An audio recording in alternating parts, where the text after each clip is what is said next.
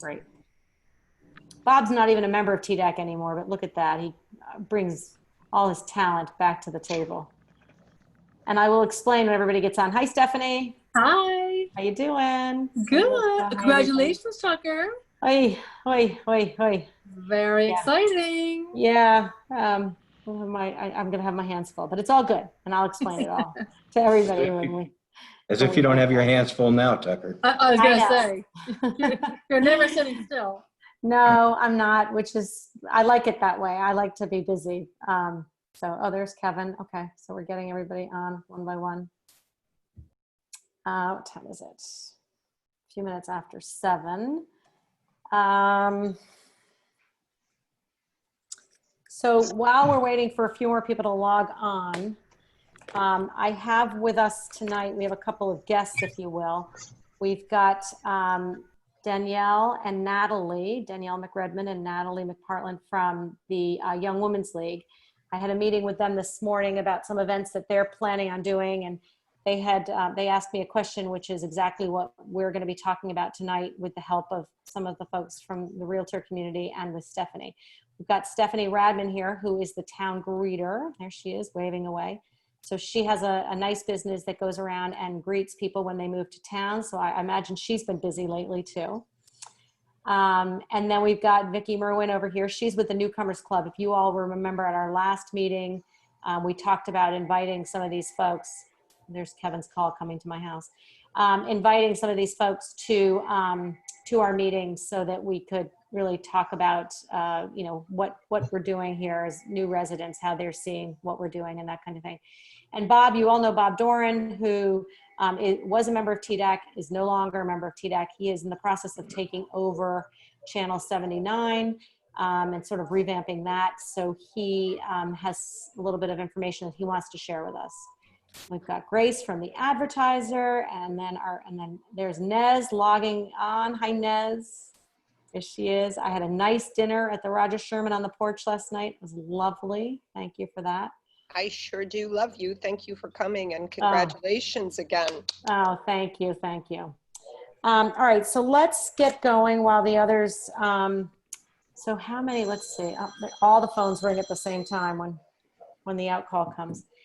I'm going to have to wait on the minutes because I don't think we have 1, 2, 3, 4, 5, 6. So let's hold off on the minutes for right now. And then, all right, so that we'll just move right into the agenda and then we'll do the minutes when more people join us. But you did all read that Kevin has offered me and I have accepted the role as the administrative officer for the town. Tom Stadler, our great friend Tom Stadler, is retiring, and when Kevin learned of that, he asked me if I might be interested, and at first I thought, ooh, what? And then I thought, oh, maybe. And timing is everything in life. I think it's probably the case for a lot of us. A year ago, I had 1.5 feet out the door on the way to our house in Vermont, sort of full time, and then COVID happened, and my son and his wife moved back from California and bought a house here, and then my daughter came back from Guatemala, and all of a sudden I was like, well, I'm not going anywhere. So I've got a few more years before the exit strategy goes into place. So I look forward to this role. Kevin has assured me that I can remain on TDAC. He even said I could still be chair, but I really would love to think that we might find a new chair down the road. I know I don't have many members on here yet, but just because it would be easier for me, and I think it might be better. I've done it now for over a year, so we'll talk about that at the next meeting. But anybody that's interested, be thinking about it. So, Kevin, do you want to say anything before we get into sort of the meeting here? I would only say that I am thrilled with Tucker joining us, and that I don't think it's a conflict to stay directing this group, but if someone wants to step forward, Tucker will be working on economic development for the town. She's been doing that a lot without getting paid, so it's good to have her working with Laura, hopefully Laura and this chamber on the same page. And anyway, it's all good. Thank you. Thank you. And Laura, for those of you, Laura, who's been with me now for 8 years at the chamber, she is going to take over as director She's awesome. She's ready. She knows everybody. We're a team. That was the hardest part about accepting this position, was the breaking up the band. But I promised her that the good news was that we're going to be working together, because I am going to continue and have some, function in economic development for the town as well. So it's all good. So what we talked about at the last meeting, one of the things, the action items that we talked about at the last meeting, was inviting those of you that are on to talk to us a little bit about what you're seeing with new residents in town. What are you hearing? I sent you all a few questions, just what are we doing well? What aren't we doing well? How come they're here? We think we know why they're here, but we can never just assume that we know why they're here. So, and Stephanie obviously gets a bird's eye view when she gets to meet with everybody and find that out. And certainly the individual realtors who work with their clients are hearing that too. But I think it would be really helpful to hear from you all. And I think, Stephanie, if you don't mind, going first. I didn't send your spreadsheets around, Stephanie, other than she keeps a nice list of all the people that have moved to town. She's got a whole list of the property transfers and that kind of thing. But maybe you could just kick this off for us and tell us what's going on around town that you're hearing as far as new people moving to town, et cetera. Sure. Well, hello, everyone. Stephanie Radman, town greeter. And thank you, Tucker, for inviting me tonight. I am the town greeter. I have been welcoming newcomers to our wonderful town for over 11 years, which I can't even believe. And I've tallied up, I've welcomed over 3,200 families, which is quite a number of people. But as you all already know, the reasons why they're here: beautiful community, top-notch schools, great parks, and just really a wonderful village, walkable village. As you already know, they're pretty much the top reasons why people come here. And certainly due to COVID, I've definitely been busier this summer, although really April through October, as you might imagine, are my busier months where more people are moving in. Most of them are trying to get in here before the school year does start, of course, in September. But really there's, as you all know, the top reasons really are community, schools, and just, the walkable village, so many things, assets that we have to offer in town. But I did send Tucker a spreadsheet. What I'm a little bit concerned about, I have been concerned about for the past couple of years, is that I just did a year-to-date comparative analysis of sales from July 1st, 2019 to June 30th. And almost 75% of the homes have sold below the appraised value, which is concerning to me. And the grand list has dropped 50 million in just the past year. What does that mean? It means that even if our town spending is flat, our taxes are going to go up considerably if, with the next reval, if the prices are reloaded with the next reval. But there are definitely, if the brokers are on the call, there's definitely been a lot more sales going on. So I went back and looked at the property transfers for the past 5 years, just for the 4 months, March, April, May, and June. I wanted to see if it really is, taking off because of COVID and the outmigration from New York City. I was surprised to see that actually there was more transfers in 2017. I'll just quickly tell you, there's 98 transfers, 113, 92, 93, and this year we're at 106. So it's the second highest year, but not as high as 2017. I was shocked by that. Another thing I found interesting, which you all might have found interesting too, is in the recent articles with the school enrollment, the New Canaanite Mike Dinnan posted that there's 28 more children enrolled. And I think Grace and the Advertiser said there's 10 more enrolled. I just can't figure out, that's, not many children. I'm just wondering where all these people going to school, unless they're going the private school route. But it's perplexing to me if, we keep saying that there's tons of homes selling with families. They're not enrolling their children. Here we are, July 23rd, with hopefully a school start date coming soon next month. Fingers crossed. I'm just wondering where are all these students that are not being enrolled. So unless they're at the private schools. Stephanie, maybe I can address that because Oh, yeah. I do have some insight into where these kids are going to school. All these people moving from New York City, most of them are already enrolled in the private schools in the city. They've already paid their 60 grand for next year, and the schools are offering online learning. So I think there's still the holdover, and these people do believe that maybe they're going to go back to New York City, next year or sometime. And they don't want to lose those coveted spaces in those private schools. So I think some of that is going on.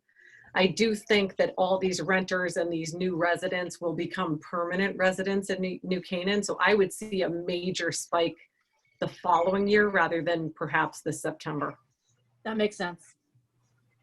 Do you think, Melissa, that they would, they'll do the full year, you think, in their New York school or the online learning environment, or do you think in January?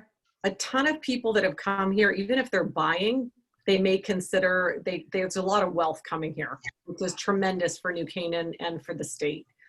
There's a lot of cash buyers. A lot of these people have held on to their residence in the city. And again, their kids are still enrolled in these prestigious schools. So, maybe they're thinking the New Canaan home they just purchased could be a weekend home. So, if things change dramatically in January and their kids could go back, maybe they would. However, I truly believe that once you live New Canaan and you're a part of this community, you're not going to go back. You're going to say, why am I paying $65,000 a year when we have these great public schools right here? But again, we're in a very interesting transition right now. But again, Stephanie, I do, not to interrupt I don't think we were finished yet, but I do think that your numbers that you were just talking about are really lagging. What I'm seeing on a daily basis is that stuff is going in one day. It's going above asking. There's multiple offers. It's going to take time for all of this to close and for us to really calibrate what all that new pricing is. But I do think it's going to be very good for the New Canaan economy. So it will, we'll see if those numbers are just lagging a little bit. But, I've had stuff that it doesn't even, I show it once and it's gone. They're like, nope, I want a full price offer right now. I'll pay you above asking. Don't show it to anybody else. It's really tough to be a buyer's agent right now. It's incredibly frustrating. There's no inventory. I have cash buyers that would pay up to $2 million. They just can't find anything. I had people out today all day, every day I'm showing houses, and there's just not a lot of inventory and a ton of demand. Are they looking at, and we'll get back to you, Stephanie, but I want to just pick up on that. Are these buyers looking at other towns as well, or, so that, how's the inventory in other towns? They are looking at other towns. It's the same across the board. Whether you guys probably heard me on the town call the other day, Right. but even in Wilton, which Wilton and Weston had really been lagging New Canaan, it's multiple offers. It's crazy how quickly stuff is going. It's the same story from Greenwich all the way to Weston and across the board. Interesting. All right, Stephanie, that gave us some insight into that. Great. Yeah. So just to conclude, my numbers are only the closings through June 30th. Right. So like I said, that's probably, I don't have July yet, but as you say, July must be booming. So I don't have those numbers yet. No. And when you meet with the new residents, do you find, or a lot of them, we know they come for the schools in the downtown. Do you ever get any surprises? Do you ever hear anybody? Obviously a job move, but Right. Is it all generally 99% of the time what we think it is, the downtown and the schools and that kind of thing? Absolutely right. You guys have all conducted the surveys and you've asked the questions, and it really is 99% of the time. The commuting, they need the commuting from the city, they need the proximity to New York, they want the train, but they want the whole package. They want the top schools and the downtown village. So it really is 95% of the time. And I quite honestly, I will say probably 80% of my newcomers are actually coming from New York City. Interesting. Okay, good. Vicki, do you want to tell us a little bit about what you said? You had a coffee yesterday, maybe with some of your new members. So anything to add to that? Just to piggyback onto the school point, just what we see a lot of our members, they are young families, and a lot of their kids aren't even in kindergarten yet. So just to add on to the point about the private schools, is that I would say the majority of our newest families are in that young preschool age. So yeah, we had a couple of events recently for our newest members. One of them was a kind of more intimate coffee with a handful of people who had moved to town within the last 9 months, I'd say. And so far, everything's been very positive. You know, they moved here for a lot of the reasons that I think we've all kind of discussed. Great schools for their kids. They all had young children, great schools and the town. And, you know, to get out of New York City. The majority of them were half of them had gotten out before COVID and the other half were kind of refugees at this particular coffee. And so far, I mean, they haven't looked back. The experience has been very positive, which I kind of feel like we find is the experience of most of our members, which is great. It's been my experience, certainly. In terms of, you know, you had sent some questions about what could we be doing better. And, you know, I brought up some points at the coffee in terms of just like downtown in particular. One comment that came up that kind of rings true, I think, for a lot of us in terms of a frustration point. And again, this is just like, if you had to pick a frustration point, it's just the inconsistency of the business's hours in town. And actually, I kind of found that myself when I tried to go back shopping after COVID. And, you know, I understand and I sympathize with the challenges facing small businesses. But every store seemed to have different hours and was a lot closed on Mondays and not open until 11 or noon. And then on the weekends, not opening until, you know, 12. It really, it can be kind of challenging and frustrating, especially for people who are moving from such a, well, what used to be a very consistent place like New York City, where you can go anywhere at any time and get what you want. Right. That said, I think there's still very much a strong, like, shop local, and, you know, people will still do what they can. But I would just say, if there's one kind of message on that front, that was it. Also, people were asking about the new library had come up. So some had heard about it. You know, half of the people had never even been to the existing library because it's been closed ever since they moved to town. But one thing I have to say that was a little bit, I think one of our more informed attendees had been kind of following New Canaanite on, you know, their website and reading the articles. And I think they were really kind of thrown off by this constant back and forth of these op-eds. And they get the impression that the library is this huge controversy in our town. So that was really interesting because, you know, personally, I'm a supporter of it. I'm so excited for it. You know, the way it is planned. And I think that, and I don't know why there are so many op-eds about it going back and forth, but I think it's kind of throwing people off a little bit. So Yeah. That said, when we talked about it, they were all really excited by what was coming and the, you know, the concept of a larger children's room and all of the workspaces that are coming is just a really positive reaction. So after kind of talking through the noise, that was something that was kind of a highlight. That's really great. Thank you. I appreciate that. You had talked about sort of these smaller coffees, and one of the things I think that's going to be important in terms of the stickiness of people staying is fostering the sense of community that really exists in New Canaan. Are you doing that right now in person, or are you doing that in a virtual space? How have you decided to execute against that? Yeah, thanks for asking. So we actually just launched some in-person events this last month. And we're going to do them as long as it's safe, and they're kind of on a smaller scale. But we had, for our newest members in July, about 3 events that were, 2 were coffees. Actually, one was virtual that went pretty well.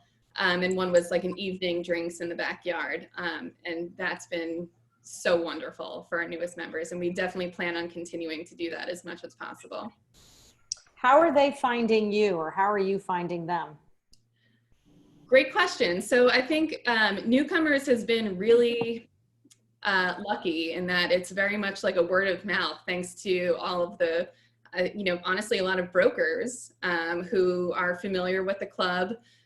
telling their clients, like, join newcomers when you move. That's how I've heard about it, and joins, and of course didn't regret a second of it. And then, so we've kind of been leaning on that, but more recently, I actually, when I took over as president a month ago, I redid the marketing slip and dropped off a whole new batch of printouts and brochures to all the brokerage houses. And I've been in touch with Melissa and some other brokers from, my broker who I'd gotten back in touch with, who was at Sotheby's, and she put me in touch with her office manager. And we're trying to kind of get the word out to brokers more.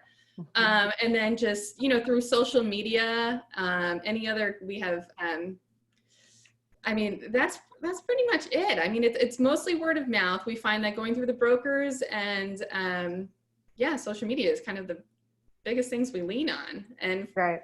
we really haven't had to be that proactive, but we feel like we need to be more now, considering there's a huge wave, obviously, of new people moving here. And we just want to make sure we capture all those people. Right.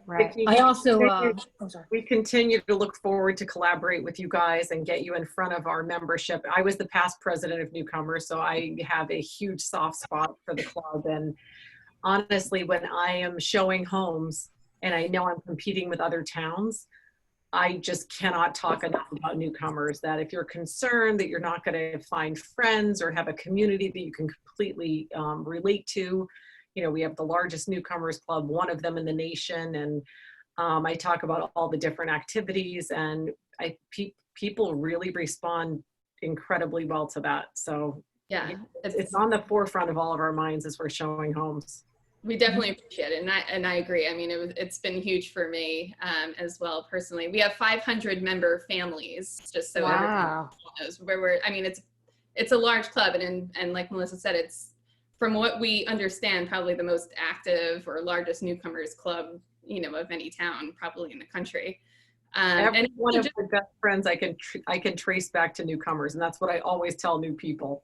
I've known these people for 16 years. Our kids have grown up together, and that's where you met you, Melissa, too. I know, right? We actually, today, we had our new board luncheon at the Roger Sherman Inn. So thank you for hosting us, Nez. It was beautiful out on the patio. And we invited... I felt so bad because you all looked so beautiful, and I was running around sweaty, gross all day, and that was great. Thanks for being here. Of course. No, we loved it. And also we invited the from the Live New Canaan website, which I'm sure I know you are all familiar with. Right. Noble House Media, who I've been in touch with. I invited them to the luncheon today, and they got some amazing footage of every single board member basically giving a blurb about who they are, why they moved to New Canaan, and what they love the most about New Canaan. So I think they were kind of over the moon with, they've got a lot of material right now from it. So. Oh, that's fabulous, because the more content we can feed that program, better. So that's great. Yeah. Wow. Fantastic. Stephanie, you had a question? I just want to say, Newcomers Club is the first thing that I tell my newcomers when I meet with them. And I do need more of your guys' brochures, if you can let me know afterwards. But of course, the first thing I tell them is Newcomers Club is just the best. Great. Thank you so much. Can I ask two more questions, just sort of about trends that you're seeing from Vicki and Melissa and Stephanie's point of view? Two issues that we have talked about in this group are daycare and places where people can work from home. Especially in this moment, how much are you getting those questions? How much are you seeing people being in finance in the city, but looking for a place here? Are you seeing that trend at all in the way that it would sort of help us inform some of the past conversations we've had, but would take on a different lens in this moment? I think. Well, I can definitely say, oh, sorry, go ahead. I was just going to say that the daycare conversation, to be completely honest, hasn't changed all that much, just from what I'm hearing. The work from home conversation, like having spaces to work from home, there's certainly much more emphasis on that. And in fact, that's what, like I said, when we were talking about the new library, and I know that's not a solution for next month or next year, but I think there's definitely a need for that, and people are looking for it. And when you say the daycare conversation hasn't changed much, in that people are still looking for it and there's still not enough, that's the conversation? That it doesn't come up that often. Okay, so it's not really a burning issue. necessarily from what Right. you're hearing. I Okay. understand it's an issue in our town, but just from what I'm hearing, it's not. People are sorting it out Yeah. without having to. Okay, that's really great. Mhm. Stephanie, did you want to add something? No. I do feel some of my newcomers do bring up the daycare, and the first thing they say, they actually know before I meet with them, like the YMCA is like a 2-year wait list to get in the daycare. What are my other options? I know there's a tot spot on 106, but they do actually mention it to me sometimes. Yeah. Okay. Good. That's something that this group, and I'm glad, Karen, you brought that up, because something that we discovered actually in doing our surveys, and when we looked to a lot of your groups to help us with that. And we were hearing that we were a daycare desert and all of this kind of thing. But then when we probed a little bit further, it didn't seem to be really as much of this hot topic that we thought it was, but it still definitely comes up. And we need to at least be armed with the answers of where people can take their kids. I mean, we talked about it at length at one point and talked to a bunch of families, and they said, if I work in downtown Stamford, I probably want to bring my kids to a daycare down there near where I'm working versus, leaving them in New Canaan and then me going down to Stamford and that kind of thing. So it kind of runs the gamut, I think. Mm-hmm. One thing that I'm finding, it's actually very interesting. Like I said, I've been doing this 11 years, and I'm going to say the past 2 or 3 years, I'm really welcoming dual income families. And it's very, very interesting to me because, like I said, the first 9 years I was doing this, I would always do it during the daytime between nursery school drop-offs or school pickups. And quite honestly, the past 2 to 3 years, most all of my appointments are evenings and weekends, which I don't mind at all because I work around their schedules. But really, it's fascinating. It's really dual income families that are coming here. Are you finding that, Melissa? I would say one interesting trend, like the COVID trend, all these people coming from New York City, most of them, there are a lot that are dual income families. They're both working, but they're bringing their nannies. Yeah. So, they want the space, like a nanny suite is important, and home offices are incredibly important right now. But there is a shift. So, I know when I came from New York City, I had a nanny too. Most people did, and we were both working. So I don't see that there's this new huge demand for daycare here. But again, we're in such transition right now. It's hard to say longer term. I do think it's something that we need to address as a community going forward, and as demand changes. Right. I've got Natalie and Danielle on here. Didn't know if you guys had anything to add. They're Young Women's League, Natalie and Danielle, and we had a meeting today about a couple other things. You guys, anything that you're hearing that rings true, or anything different that you guys might want to add? I think for us, really, it's about kind of capitalizing on people moving to town and getting them involved in the community and engaging them. For Young Women's League, I mean, we do plan several of our large fundraising events that are so community focused. So Easter egg hunt, dinner downtown, which was wildly successful last year. Unfortunately, the timing for that doesn't work for September this year. So we are still hopeful to have that in May. For Halloween this year, we're really kind of doing a bigger takeover. So scarecrows will still be back, and we have a new concept where we're kind of spreading Halloween spirit around with booing people. So there's going to be more information on that. But I think really just getting people involved in the community. I mean, we have so many wonderful things. Yes, our downtown, yes, our schools, but we have great community spirit as well. And I think just getting people engaged with that and aware of what is going on is going to be a priority for us. Yeah. It's hard to market that community spirit until you're really here and live it and feel it. I mean, people can talk about it, but when you're really in the thick of it, that's when you notice it the most. And I know Melissa mentioned the community calls that happen on Tuesdays at 4:00 when COVID began, and I don't know how much longer they'll continue, but we've both the country school headmaster and St. Luke's headmaster join regularly. And they had said that they were seeing a lot of people coming, inquiring recently about their programs and their schools. They said it was both local people that were in the public school system who maybe were thinking that they would consider private school now if it were going to e-learning, or or the opposite way, just people coming from out of the city. But I thought it was interesting. They said it was very active with people having inquiries as to what was going on at the schools. Mm-hmm. Yeah. And it's also interesting hearing about dual incomes, because we do actually have a large part of our membership as working women. I think it's nice that we're able to offer the women who do work an opportunity to socialize and get involved, because you know, I think we work hand in hand with newcomers really well, because at least from my perspective, like when I joined Newcomers Movement, and I did right off the bat when we moved to town, and that was nice as a couples thing. I feel like for young women, like a lot of times it's something more for the women to do, to kind of tap into something where they want to get involved, and also like give back to our community and help fundraise. And I mean, especially right now, there's a lot of organizations in need, so that's really kind of where we're going to focus our efforts this year. Great. Yeah, it's Anybody actually one of the first things other thing I tell our newcomers is that everyone you meet is a volunteer in New Canaan. Yeah. I'm like, I don't expect you to be one this year, but once you get unpacked, but Yeah. they already always say, wow, their neighbors are so friendly and everyone in downtown is so friendly. So I do also promote the community spirit as well. Great. Anybody else have any other questions for these nice folks that have joined us? I would just say to all of you, this group meets every month, and as you know, this is exactly what we're trying to do is to really engage, in what the town should be doing in terms of economic development, tourism, all of the above. So if you ever have anything that you want to share with us, please let me know, and we really welcome the information and the feedback. So it's good.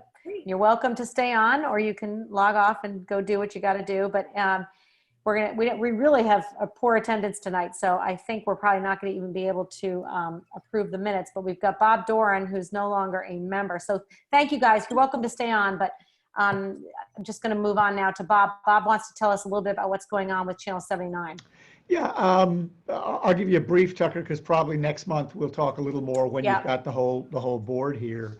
But since we've got newcomers represented in Young Women's League, it's probably good for them to hear some of this. Channel 79, I don't know how much you know about it. It's another one of New Canaan's best kept secrets, I think. But the purpose of the channel, as it originated in 1989, is really to help with greater engagement and information flow in the company around government information and around community information. And over the last few years, it's become more focused on government. And what we're looking to do going forward is to make the government information, every meeting in town, more accessible through easier video on demand, which is a little more difficult now by upgrading the technology, but also bringing more of the community level information. So years ago, essentially everything that happened in town somehow found its way onto 79 so that people could access, whether it was the Christmas concert at the Presbyterian Church, concerts in the park, God's Acre over the holidays, but all sorts of other happenings, whether it was the carriage barn, anything that happens within the community, to be able to create television programming out of that and share that with the greater community who couldn't necessarily see everything. So Paul Sedlak, who's been doing yeoman's work, running the organization for the last few years, is preparing to retire, and in talks with Kevin, I've been willing to step in and pick up from Paul what he's doing and carry it forward. So we're in the middle of, as Tucker and Kevin know, an assessment period to see what the community really needs and can really benefit from moving forward. So actually, this is a great format because we'd love to hear from all of you what certainly the newer families would love to experience and how we can use this tool for greater community engagement going forward. So we're just at the beginning stages here. Hopefully by the fall, we actually are already planning a couple of series, if you will, limited series around senior health for one, celebrating women in business is another, and some other limited series that we want to be able to run in the fall. But we want to hear, and we will be reaching out more to the community to hear what kinds of programming would be valuable to everybody to be able to see and hear.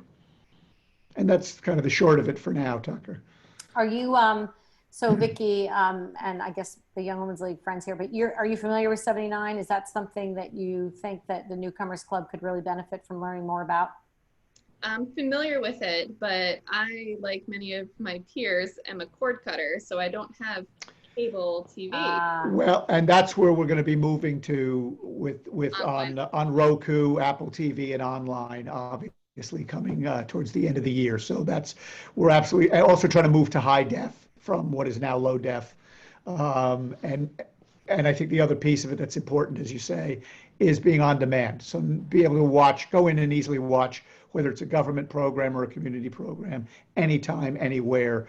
So Channel 79 right now, the way it works is it can only be seen by the community within the community. If you went to Darien and turned on their Channel 79, you'd see Darien programming. So our goal is to make it accessible. When Tucker's up in Vermont, she will be able to see everything from up there easily, and anyone who's anywhere. I mean, it would be valuable if you could get it up and running, like on the internet, like you were saying. There were a couple of meetings, back before COVID, when school start times, for example, was an issue that I was interested in watching, and I couldn't get out of my house because of the young kids. I would have hoped to have had cable in 79 at that point to watch the meetings. And actually, things are available now. They're just what we know is that they're not easily accessible. So you could see the government meetings currently online at Channel 79, but it's just not as easy to get there. And the technology is older, so we're looking to bring it all forward and make it very easy for you to find information. Right. Anybody else got anything to add? And I think you're right, Bob. I think we'll have you back in the fall when we've got a larger group. And you can you'll have more updated information. And Kevin, our budget, the clock started July 1, correct? Yes, but I haven't even thought about that, Tucker. Yes. So You spent most of the money last year. That's right. And we're going to spend it almost every penny this year too. So we tried not to do that, That's the only way we had more things that we wanted to spend money on, but we were somewhat limited. But so that's good for us to know too, as TDAC moves through the year to figure out where we think we want to support, which initiatives we want to support. Before I move on to the next item, anybody got anything else on anything that we've talked about so far? No? Okay. I thought Nancy was going to be on to give us an October for design update. I don't see her. I can tell you that she and Laura Pla and I met last week online. They're moving ahead with all of their virtual things, and as Nancy I think told us at the last meeting, it's actually might have worked out just as well this year that we can have sort of a soft opening, if you will, of the event. They've got some great programs that are going to take place anyway this year, one of which is a takeoff on the gingerbread houses for the holiday stroll that the chamber does. They're going to have a Lego contest. Kids are going to build Lego creations, if you will, and they're going to go into the store. So we're working on that and a bunch of other things. So I think it'll be a great entree into a much bigger event next year and how we all imagined it. So we'll let Nancy bring you up to speed on that. Believe it or not, I don't have anything more on the agenda. I mean, I think and just anybody else jump in, but I think what we heard tonight, and this is what we were after at our last meeting, was really just getting a better sense if there was anything that we didn't know. And Vicky and others, I would just ask that you always be mindful of the fact that if you start hearing a trend or seeing something that we're not doing, or that we're not doing that we should be doing, or something that we're doing that isn't working or could be enhanced, to let us know, because you guys are in the trenches with the young families, and it's really valuable to have that feedback and input from you. Yeah, of course. And if there's anything else that you think we can do to help you guys, let us know. Right. Well, I mean, I think for you to get the Live New Canaan group there today, to get all of those sort of testimonials with your board members, that was brilliant. So, and that program is just going gangbusters. They are doing such a great job. And I get a lot of feedback on that almost daily in my role at the chamber. So that's great. Tucker? Yes, Kevin. Could you just speak for a few minutes about state of downtown and how you think people are doing? Yeah. Also, you might comment on the fact that one thing you discovered last year was the fact that so many downtown businesses are women-owned. Yeah. So first of all, the businesses with COVID seem to be adapting. Some are pivoting. We know the restaurant situation. It seems like the restaurants are holding their own. I mean, Nez can speak to that. Everybody's got a little bit of a different situation. Nez is on Oak Ridge, but Nez has got a beautiful porch and patio, so she was able to really take advantage of the outdoor piece of that. Some of the restaurants in Elm and Main and Forest, didn't have as much space, but they were able to expand a little bit more. So they seem to be doing all right. And also now that we're allowed inside at 50% capacity. The stores, it's really interesting when you talk about the inconsistency of hours, because I heard that from time to time, even before COVID, that people would call and say stores had different hours. And I struggle with that at times, but there are other, sometimes it makes sense for certain businesses, like the art galleries per se. No, that's not a retail store, but they tend to have later hours because that's something that people might visit after dinner, possibly, that kind of thing. So, but I think, sure. I'm sorry, can I just, because I didn't want to interrupt earlier when Vicky or somebody was mentioning that the store hours were so, I actually had someone call here to make a reservation on Tuesday, and when front desk said we're not open on Tuesday, they hung up on her because people are upset that our hours have been shortened. Keep in mind that with COVID, a lot of people are still not feeling a lot of, they're scared to be out. They're scared, and that goes for employees for a lot of these businesses. And I know for us, it's been a slow restart getting our staff all back in and working. And one of my very good friends, a couple of them work in different stores in town, and one store in particular is only having one employee at a time because of the space of the place. They want to leave enough space for shoppers to come in. So it's only one employee at a time. So shrinking the hours I would think, because I'd love to be open 24/7 because I need to make up for lost income. But because of staffing issues, and from everybody I've spoken to, it really has to do with people being scared to come back to work or enjoying getting, their unemployment checks. It's tough for retailers, and I know it's tough for restaurateurs getting our staffs all back in order. Yeah, for also sure. for the museum. Sorry for interrupting. I spoke with Tucker earlier today about just that issue, Nez. I've got the same thing with employees. Yeah. And people get frustrated with us as owners or as directors, or because they think that we're choosing to change our hours or cut our hours. And like I said, whenever you're closed, you've got loss of income. So that's not something that any business owner or any manager wants to do. It's just, like I said, these are times that are, I hope to never see times like this again, because every day there's new information that's coming out, and employees that have come back have felt unsafe sometimes and have quit again and left, and it's come back and forth. And Tucker said we've got a lot of space outdoors here, so this is a very safe spot to be, but everybody has their own reaction, and employees are human beings like everybody else. And when COVID first happened, and it was probably a couple weeks in, and one of the things that the chamber picked right up on was we thought we could keep a running sort of tab, if you will, on our website of everybody's hours and what everybody was offering. And we went full bore into that for a couple of weeks, and then we just finally gave up because everybody's hours, what they were offering, everything was changing day to day, depending on guidelines, employees, inventory, all of that. So we then just went to a model of where we just told everybody, just check their websites. And we just begged all of the businesses to keep your websites up to date. So, so that's the restaurant piece is pretty obvious. I mean, people can see what's going on. I mean, the outdoor dining is certainly a huge bonus for everybody.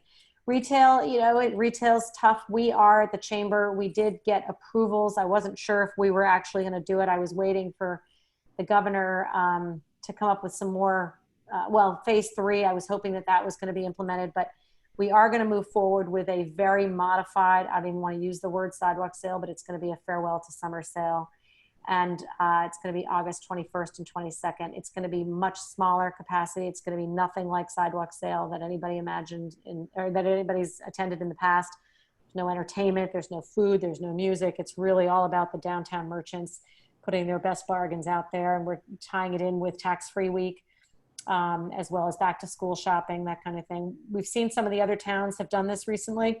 Fairfield had a full-blown Sidewalk Sale last week. Greenwich is doing something a little bit differently where they're having every Saturday, they're encouraging the merchants to put racks and tables out on the sidewalk. It's funny, the chamber has nothing to do with it. The chamber went on record as saying that they're not doing it. The town actually decided to do it. And it seems to be, I mean, the stores are happy with the results, but you know, back to employees coming to work or people coming into town, it really is a personal decision and personal tolerance level. And I think everybody has to respect that to some extent. I think when we, yeah, just one more thing. I think going back in, and I think you've done this a couple of times, reminding people to wear masks in town. And, you know, it's gotten, sometimes we get a little lax, and I'm guilty of it too. I hate wearing the masks, and it's really tough. But I think reminding people and maybe doing some sort of community announcement on a regular basis that just reminds people that this is not like, I'm not forcing people to wear masks. This is not my rule. This is a rule that is government driven and for people's safety and you know, remembering safety measures, because God, I'd hate to have another spike happen anytime in our future. Well, I think we all got a call out from Kevin a little while ago, about 40 minutes ago, and I think that message was in there, if I'm not mistaken. It always is. I think it's important also that, as Michael Chen keeps on saying, you know, the science is that you have to have an extended exposure, and you know, a passing glance, unless someone coughs in your face and is positive.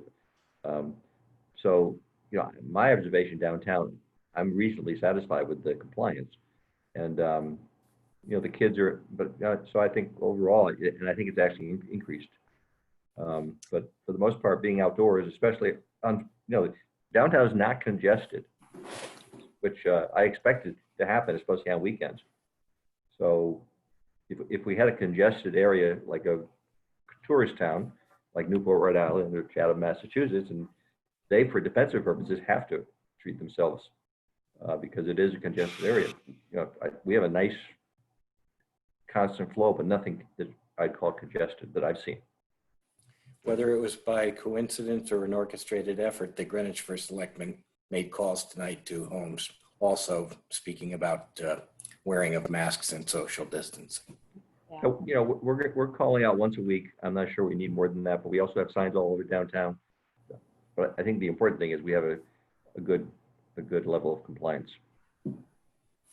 Yeah, I mean, I don't think there's anybody out there that doesn't know that you should be wearing a mask when you can't maintain the 6-foot social distancing, or certainly inside. I mean, again, as back to last night, I mean, you had us all, as you enter in the Roger Sherman Inn, everything's all one direction and everybody's got their masks on. And once you sit down, you can take it off and enjoy your meal. But that was my first time eating in, if you will, at the Roger Sherman Inn last night. And I couldn't believe how well everybody did with all of the Thank you.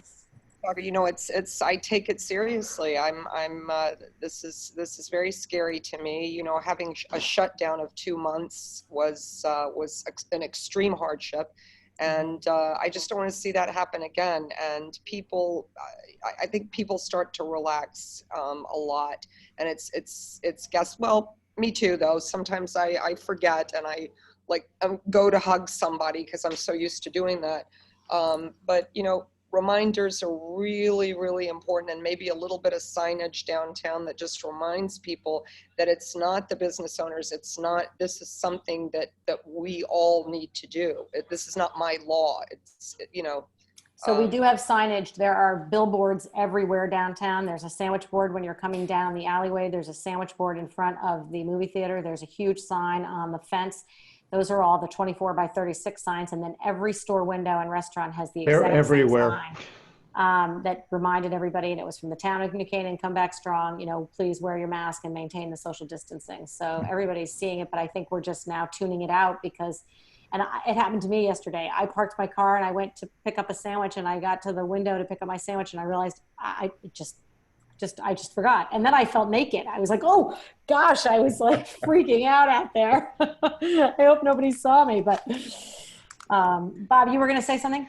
I was going to ask you where we are on retail vacancies at the moment. Obviously, Greenwich Pharmacy just pulled out of here this week. There were other closings. Where are we? What's? Yeah, I don't have the exact numbers. Laura and I were talking about that today, and we need to bring our tally back. What back up to date. I think what we're seeing is what we've seen before, where we have a concentration in certain areas, and we have to look at that. It's like what we did with the area on Main Street across from Town Hall when the zoning changed a bit to allow for it to have a service industry, service business in the back with retail in the front kind of thing. But certainly that section of Main Street where you're talking about, down where Greenwich Pharmacy was and across the street, there's quite a few vacancies there. When we talk about, you go up Elm Street, Papyrus is empty, Space NK is empty, and Dorothy Mann is empty. But on the other side, you've got Adirondack Store, Shade Store just opened up. I learned that I guess the CFO from the Shade Store lives in town, and he wanted that crew cut spot. So they just opened up a week ago, and I was in visiting with them, and they said that they've had a great response. So they're opening up. Patisserie Salzburg, their work is underway. So they hope to be open soon. So I don't have the exact numbers for you, although I'm sure we're creeping up. And what I started to say earlier was that I remember when Sheila Grow met with us a while back, and then I've had subsequent conversations with her. She keeps reminding me, she thinks fourth quarter is going to be the real test, if you will. You know, we've all muddled through all of this, but fourth quarter is when maybe some, jobs might have to be cut and things like that. So we have to just keep an eye on things. Is there any, and I think another piece of it is, because I'm not just trying to point out the dark side of what's closing, but you said it. I mean, if there are 6 closing, there are 3 opening, so our net loss isn't as bad. But I think that message is important. Obviously, there are some businesses that are in trouble. It's driven by COVID and other things, perhaps, but we are seeing a positive move as well. Right. And some of the businesses that have closed since COVID happened were closing pre-COVID anyway. And closed nationwide. Space NK closed all of their stores nationwide. And I would say that I try to get out and drive to some of the other towns around us and see what's going on. And I've been in a couple of them, and we have far more going on, it seems. The other interesting piece of information I had was Le Pen Quotidien is closing a lot of their locations, but they're keeping 5 open. One of the ones that they're revamping and they're rebranding and all that is the New Canaan store, which they tend to have back open at the end of next week. The general manager there, is in charge of all the stores in the region, and she met with me the other day, and she couldn't get over how well we've communicated with the business community, how we've kept everything up and running to the best of our ability, creating that pedestrian pathway, all of that. So she was very complimentary as opposed to how some of the other towns. And this wasn't just complimentary of the chamber. She was complimentary of the community, the response, everybody. So she was really, giving us an atta girl. It probably helps, and Vicki said it earlier, small walkable village. Yeah. Helps, right? Because when people are coming in, they're coming to one area. Yep. Vicki, I'd be curious to know, is there a business that's not in town that the newcomers are asking for? Is there anything missing that they feel like, oh, I wish New Canaan had this, or whether it's a business? Like an Apple store? Yeah. That would be nice. That's my dream. Let me think. That's a great question. Nothing that people have come to me in conversation. For me personally, I feel like I can never get enough, family clothing stores. So I would, if there were 5 more that came to town tomorrow, I'd be a happy camper, as opposed to more, home goods type. But I'm happy with everything that we have, to be honest. But if I do hear some feedback specifically, I'll be sure to let you know. Thank you. In 2010, the town commissioned a market demand study. And part of that was a big gap analysis of what did we not have and what were people looking for. And we found that people were frequently leaving town for cheaper gas, for different food shopping options, And then we all know that once they leave town for that, and then they're down on Route 1 or wherever in Norwalk, then they're going to make some more stops along the way and maybe not spend that money in town. But I think everybody is really well aware of the shop local message, and I think people are taking advantage of that and know that that really does help their community. So, but yeah, it's a good question. So I mentioned that we're doing the sale. I just put that out there. And then, you know, we're just, as far as the chamber goes, you know, Laura's going to be looking at all the different programs from Halloween to Holiday Stroll to everything to see what we can do. We're just going to hope that COVID continues to be in the rearview mirror to some extent, and we can get back out there and do more of what we all enjoy in town so much. You know, I just saw on the news tonight, just an interesting factoid, that they say no one in the world has any case of a child infecting a teacher. So we're around the world, which is an interesting, interesting fact. Wow. Of course, the schools shut down pretty quickly here. Well, So we didn't have this. We didn't have. But them in all other together. parts, yeah. Other school systems around the world have opened up. So Yeah.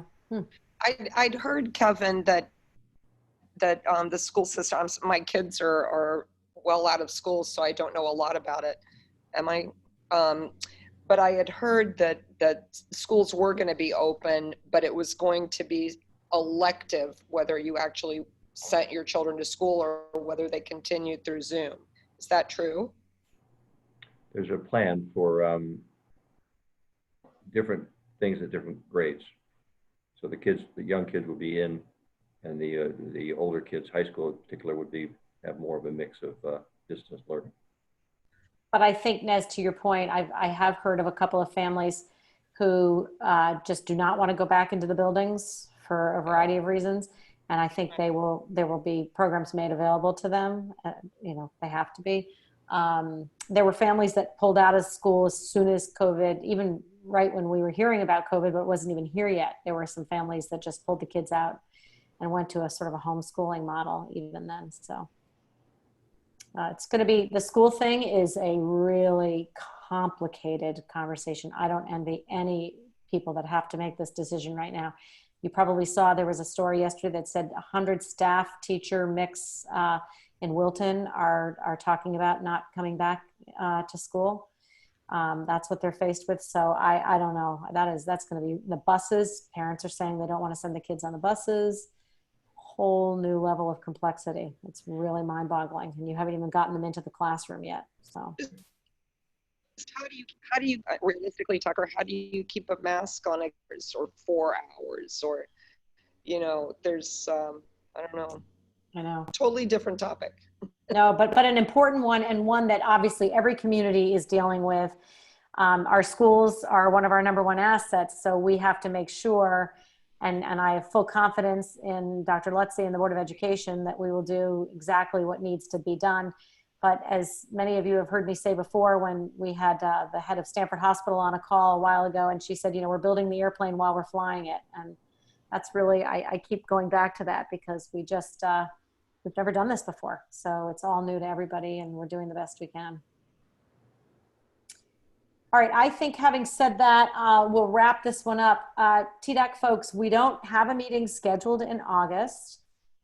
We can certainly schedule one or just go to our September. I'll send out an email to you all tomorrow. We'll get the recap. Greg was taking the minutes for us. We'll send it out to everybody. We'll give a little shaming to those that weren't able to attend tonight that didn't tell me they weren't going to come. I don't mind it when people have to miss a meeting. I just like it when people let me know, because if I knew that we were going to have this many missed, that I probably would have rescheduled it.